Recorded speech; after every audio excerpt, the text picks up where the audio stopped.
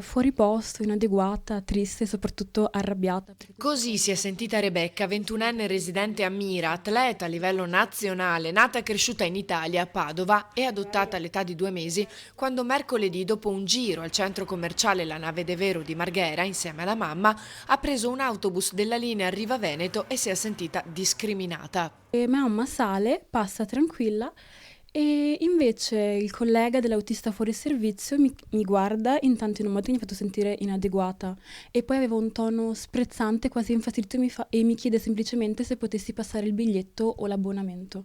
Io l'ho passato tranquillamente. Ma la mamma di Rebecca, Cristina, non ha digerito quel comportamento e ha chiesto spiegazioni. L'autista ha fatto finta di niente e ha continuato a guidare, che è stato quasi peggio del comportamento che ha avuto il suo collega, mentre appunto il collega ha detto che lui non era razzista, ma me l'ha chiesto soltanto perché in genere quelli come me il biglietto non lo pagano. È vero, molti stranieri non scelgono di non pagare il biglietto, anzi di non comprarlo proprio.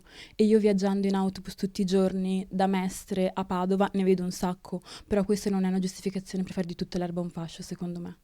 Per questo Rebecca ha deciso di dare risonanza all'episodio. Mi è capitato anche qualche anno fa quando abitavo a Verona, in centro, ero salita su un treno, un Frecciarossa in prima classe e il controllore, oltre al biglietto, perché non credeva che potessi permettermi di essere in prima classe, mi ha chiesto anche i documenti. Io sono un atleta di livello nazionale, perciò è più facile che io venga ascoltata, ma le altre persone capita tutti i giorni che non hanno voce e quindi vorrei aiutarle in qualche modo.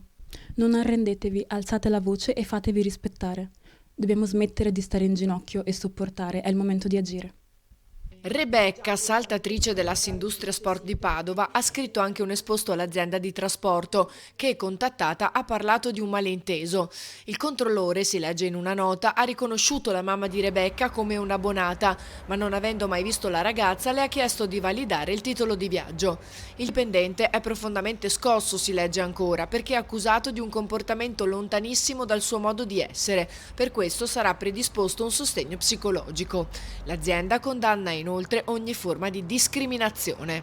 Bastano soltanto delle semplici scuse e un'ammissione di colpa, non credo serva nient'altro.